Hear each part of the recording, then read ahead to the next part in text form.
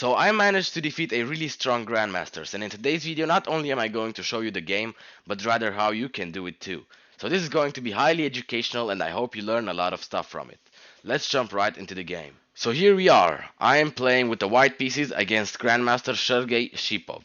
This guy is a really popular chess streamer and chess content creator in the Russian hemisphere, I guess, and I managed to defeat him. This is a spoiler, yeah, but you still have to watch how I did it. So I played e4. He played the move c5 and I developed my knight. He played e6. This is basic, this is complete theory.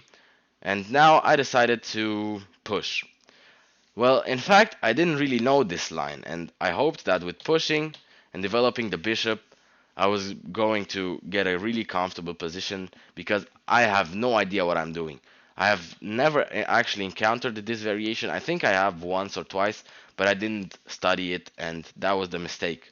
So obviously from the opening now I'm already worse. So I develop my bishop, he drops the knight back, and I just castle. He pushed his pawn twice and I simply took en passant. If you don't know what en passant is, well, then go look it up. So I took and then played rook. So he took and I played rook to e1. He developed his other bishop and now I decided to attack his bishop so he doesn't really get the chance to castle right away because then I would win the pawn back. Oh, I jumped. Okay, so now en passant jumped in the knight. Okay, he attacks me. Apparently I was supposed to go here, but I just brought back the bishop. I traded, and now after he developed the knight, defending the bishop and being able to castle, I decided to play this move c4. This move c4 is actually a pretty interesting move, and it's a move that I've seen in many Sicilian setups. You can either go for the fianchetto, but the basic idea is that you don't want to block the pawn with your knight when you're developing it, so you simply push the pawn and then develop the knight afterwards. So now obviously that also takes control of the center, and as you can see, now after I develop the knight I can simply take the pawn in the center.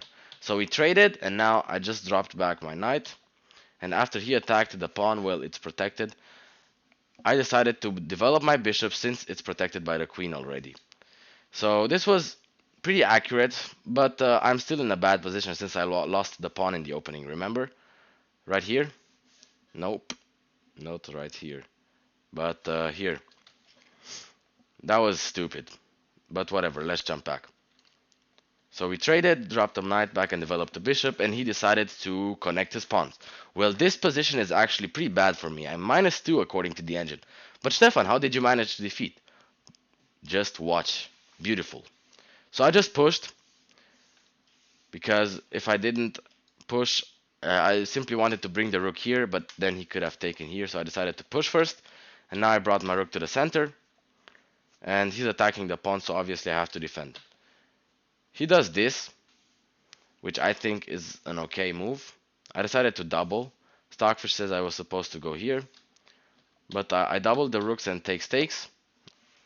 And now he jumps in with the knight, looking for a trade. Obviously I take, and here the engine says h4. I didn't play that, I just played h3 just to get myself off any back rank problems. And here my opponent decided to bring his rook.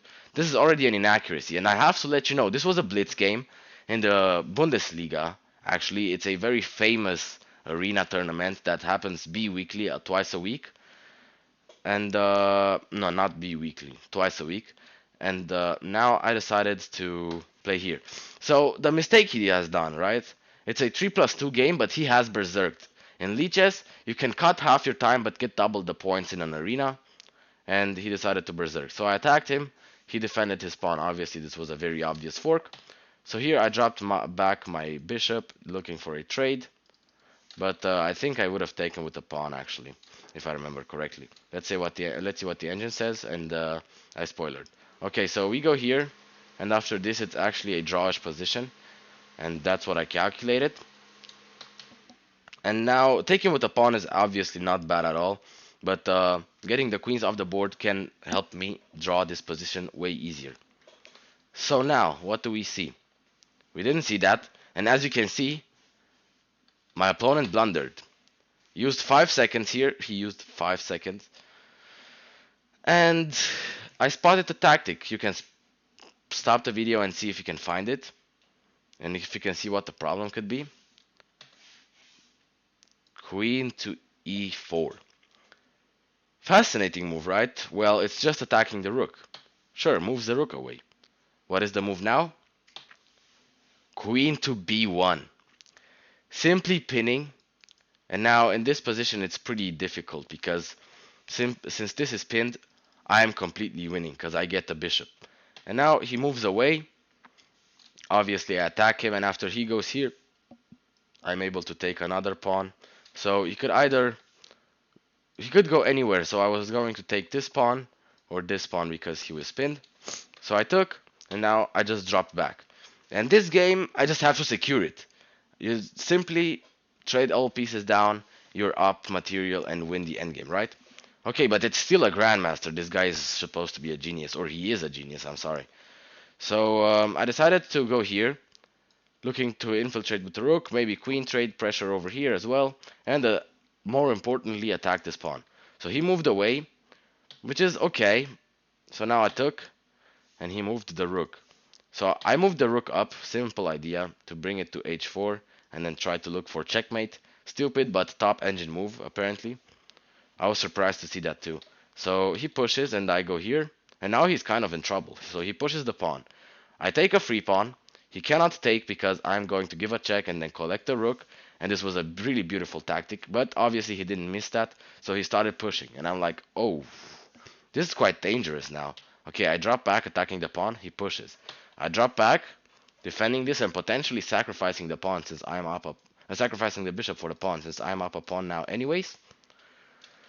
And my opponent goes here, supposedly pushing. Well, check. And then go here. Wow, you're in trouble now, my boy. Okay, he checks me. He checks me again, and now I have a decision to make, right? I can push either this pawn or the other one. Well, I pushed this, but yeah, both were actually fine moves. I'm completely joking with you. So go here, and the game is heading to an end now. My opponent has 0.4 seconds on the clock, and I give one more check, and he flags. Or, yeah, he flags. And yeah, I mean, the game was completely over, and by no means I'm trying to say that I am better than this player, even though I did defeat him. But he berserked and he cut off half his time, and I managed to spot a sweet little tactic that he probably missed. And yeah, this was a really beautiful game. And to analyze it a bit more, let me go into huge detail now. So, developed a bishop. And now en passant. Why did I take en passant? Because, I mean, push is an idea, and I could be in danger over there, right? This looks way better. Demolish his center. My pawn was a backwards pawn anyways. Well, not a backwards pawn. This would be a backwards pawn. But a pawn that doesn't really help me at all. Maybe I could connect it with c4 later, which is something I was considering at that time, at that point in time. But that didn't happen. So I took en passant. And as you saw before, this tactic. So I was supposed to push, but I thought after he goes here and I just developed a knight, this position is not so sweet.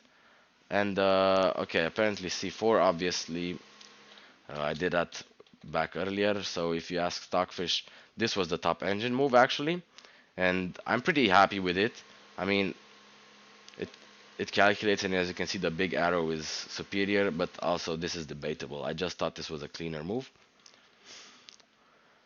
And yeah, trade was pretty bad. I was not supposed to trade. I was supposed to go here and then trade like this.